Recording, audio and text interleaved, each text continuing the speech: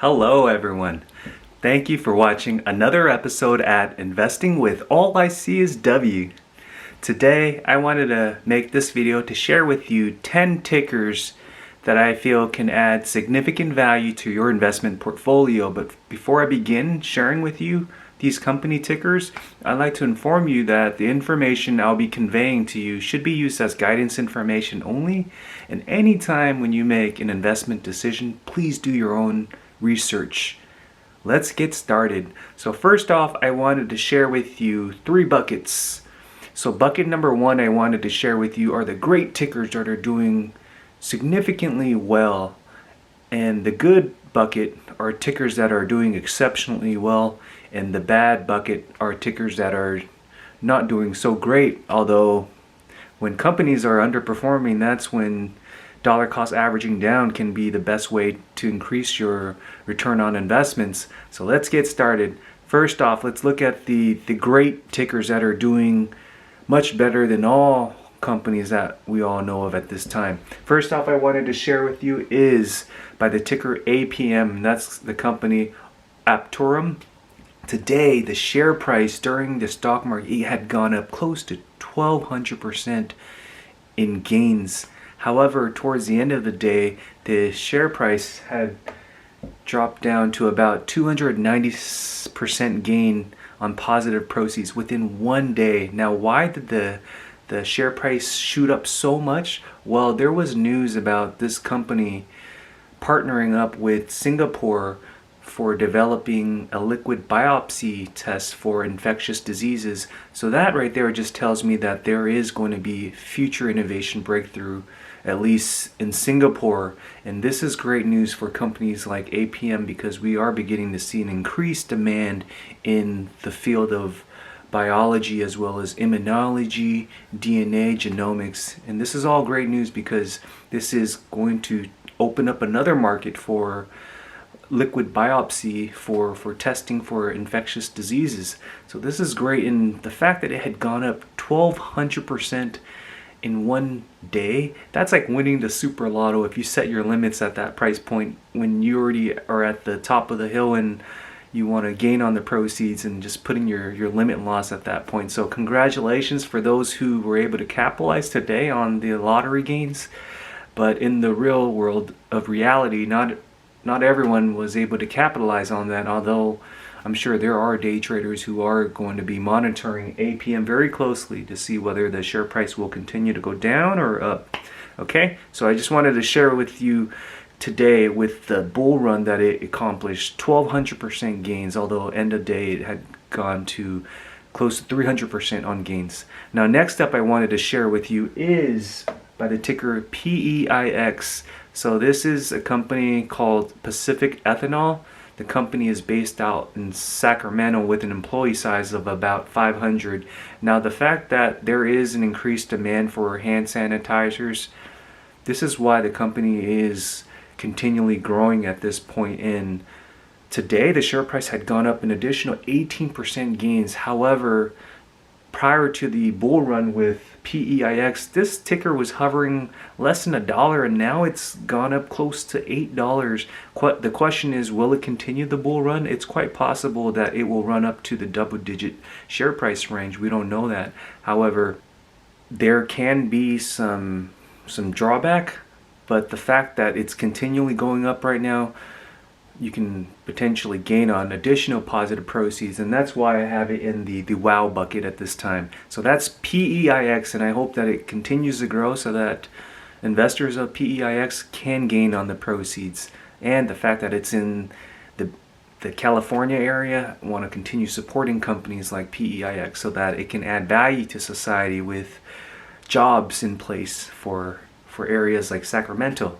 Next up I wanted to share with you is the bucket of the companies that are doing exceptionally well right now. And first off I wanted to share with you is Sorrento Therapeutics by the ticker SRNE. So last night evening we heard about the public release about one of its product lines that had received clearance on the regulatory process for continuing its studies. Now this is great news because one of its 7 product lines is getting more advanced into the regulatory process. And what that means is the share price will continue to go up. And today the share price had gone up more than 10% for SRNE alone. And we know that the prior resistance was hovering close to $20, and the fact that it dropped down to like close to $6 and it's gone up to the double-digit share price range, I feel like it can definitely climb back up to the $20 share price range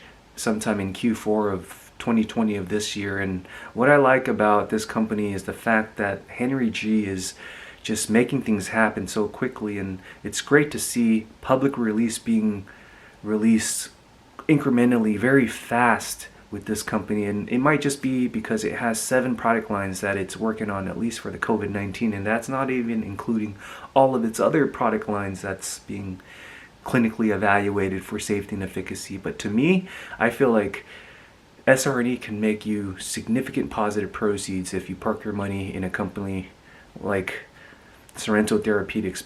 Next up, I wanted to share with you is the company ONVO by the ticker ONVO. So today the share price had gone up an additional 4%, and I feel like this ticker will start climbing up, knowing that ARK Investment does have shares in ONVO as well. And most people think, okay, the fact that the company is not producing so much artificial liver at this time based on the context of the pandemic shutdown, that doesn't mean that the share price can't trend upward. It's all based on demand and the attractiveness of the product lines that an ONVO can produce, and the fact that the demand is changing and how it can support future clinical trials.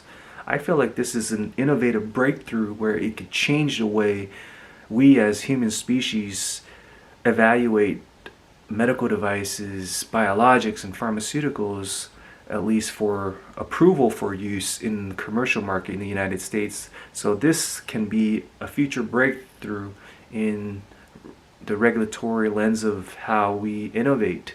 So that's why I feel ONVO can definitely go back up to its double-digit share price range post the stock split. Okay, that's ONVO. Next up I wanted to share with you is APHA by the ticker APHA. Now, 1 week prior, back in September, the share price was hovering at $3.90, hovering at the $4 range, and today it's about the $4.30, $4.40, and I feel like it's steadily climbing up. And the fact that I feel the green demand is going to increase very quickly, this share price will likely reach the double-digit share price range, just like how it was in the prior years. So let's not ignore APHA in terms of what it's doing. And I feel like the fact that it has global expansions not only in Canada, but it also has expansion in Europe as well as the Latin countries, and also soon to be in the United States. This is all just planting the seeds, getting ready for the market to mature, at least in the green market. Okay, that's APHA, and let's not ignore the fact that it's been trending upward, and I firmly believe that it can continually trend upward and allow for APHA investors to gain on positive proceeds. Next up I wanted to share with you is Tesla by the ticker TSLA. Now, why do I have Tesla in the happy bucket? Well, I know that prior to the share price dip, when it dropped close to 20% in one day, that's when I was recommending Tesla, because when a company drops like that, a large cap company that is so innovative and it has the best artificial intelligence technology for your cars to even drive on its own, that's how you make money in this market. You invest in the greatest companies out there and you set it and forget it, where you don't think about your investment and you look at it long term, where you don't sell, and you will likely see significant positive returns on proceeds. And that's with Tesla. If you were to park your money in Tesla today, you should look at it in 10 years from now and you will see the extra zeros growing. And I'm just saying that because it's very unlikely for investors to hold on to a stock 10 years from now, right? That takes a lot of commitment and patience. But if or when investors actually do that with companies like Tesla or Apple, I feel like the gains are so big. Okay, and the fact that the share price is less than 500 right now, prior to the drop, the share price was hovering at the 500 price point. If you can purchase Less than that, I feel like it's at a discounted price, because let's say if the share price never dropped, then that means you're buying it at a premium price. So the fact that you can buy at a discount, you can gain on the positive proceeds when Tesla begins to trend upward. Okay, next up I wanted to share with you is Apple, which is last on the happy bucket. And why consider investing in Apple, right? Well, currently the share price is hovering at the $110, $115, and to me the fact that it's below the $150 price range prior to the stock market correction, I feel like you can definitely purchase at a discount price. That's like what, 25% discount at that time, and you're investing in one of the greatest companies, Apple products, right? Most people in this society have Apple products at this time. And how do business transactions happen? Well, you have tools like the Apple iPhone, you have the MacBook Pro, and you have Apple iWatches where you can go around stores and make payments without even having to actually slide a mechanical card through a system in place anymore. So everything is software driven now, and that's through the technology that's produced from Apple, and that's why I feel like the ecosystem will definitely take this company far ahead of the game, and that's all reflective from a financial perspective. When you look at the balance sheet, it has great liquidity, solvency, and profitability with continual return on cash flow quarter over quarter, year over year. So that's with Apple. And let's not ignore investing in large scale cap companies like Tesla and Apple when you're considering investing in small cap companies as well, which has a higher risk profile. Now I wanted to shift now to the not so great bucket, right? Okay, now first off I wanted to share with you is ticker NOK, Nokia. Now why consider investing in Nokia, right? Well, we know that back in 2008 Nokia had its burning platform when Apple had released its new operating system, and that's when everyone jumped on Apple. But with Nokia, the strategic focus was so much on hardware, where it was focused not only just making sales in the European markets, but it didn't expand in the whole global regions where it focused so much on hardware related items. However, now that the business strategy has changed, I feel like now the shift is now more towards the software environment, and that's why we see so much of a push with 5G interface with Nokia. And just recently we just heard that Nokia has great public release on its 5G program, and I feel like this can potentially reverse the trend of what we previously seen. What I know is Nokia was previously hovering close to $5 share price range, and now it's been trending back down to $4, where it's hovering at the high $3.90. I feel like this is a great buying opportunity right now to dollar cost down, or let's say if you're a new investor where you believe in 5G. I feel like the fact that Nokia has lessons learned from its past experience, this time around it will likely perform better. I feel like Nokia will definitely gain on its share price. So let's not ignore what Nokia is doing for the future.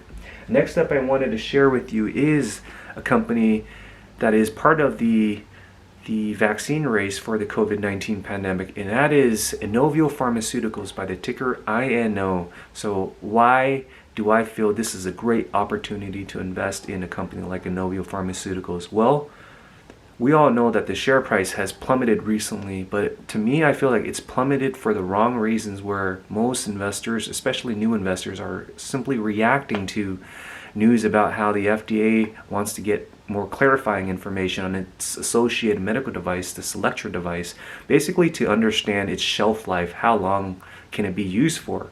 Because FDA thinks about worst case scenarios, right? Let's say if you have a user that will continually use a Selectra device until it no longer functions. Well, the FDA needs to understand the usage, what's the number of how long you can use this device before it's considered end of life, so that you can set rules in place before this all gets distributed. Because if there's no rules set in place where you understand the end of life of a product, then that means anyone can use it forever and there can't be any risk implications. And that's why FDA is looking at it from all different angles, and it shouldn't be viewed as this is a safety concern, but this is more of collecting the necessary information to allow for it to be approved as a combination product. And when I say combination product, Not only does it involve the INO 4800 DNA vaccine, but it also involves the Selectra device, which is a medical device used as part of a delivery system to enhance the delivery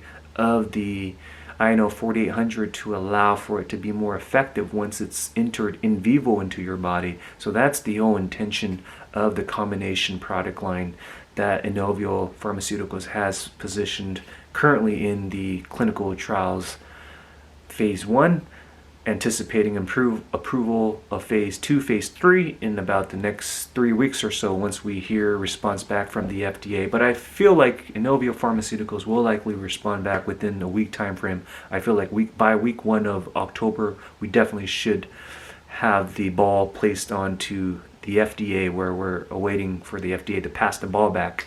All right, next up I wanted to share with you, which is the last ticker on here that can definitely blow up, and that is VBI Vaccines, VBIV ticker.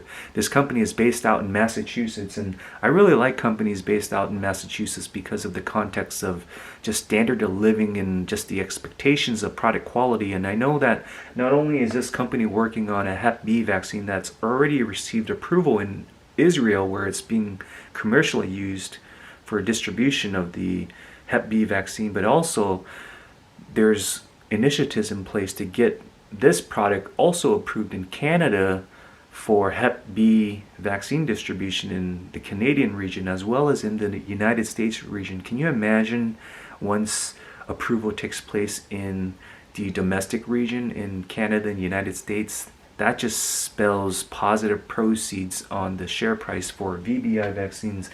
And also VBIV is also planning on building its COVID-19 program with partnership with Canada to support the development of a more robust COVID-19 program. And that's through VBIV vaccines. And what I also like is how the company collects data. When you look at how it collects data for T-cell response, CD8-4 and CD8+, you see that VBIV is doing these studies not only for the hepatitis B, but also for cancerous tumor-related cells as well. So a wide range of different product lines, and I feel like the share price can definitely reach the $6 share price range, which was the prior resistance value. So overall, these are the 10 tickers I wanted to share with you from the 3 buckets that I wanted to share here today with you, and I hope that this was able to add value to your own investment portfolio. But please be mindful, anytime when you make an investment decision, please do your own research, and this should be taken as guidance information only. Once again, thank you so much for watching this content, and I appreciate you continually following me. And if you haven't done so, please hit the like if you enjoyed this video and consider subscribing for more related content. I appreciate your time, and once again, thank you.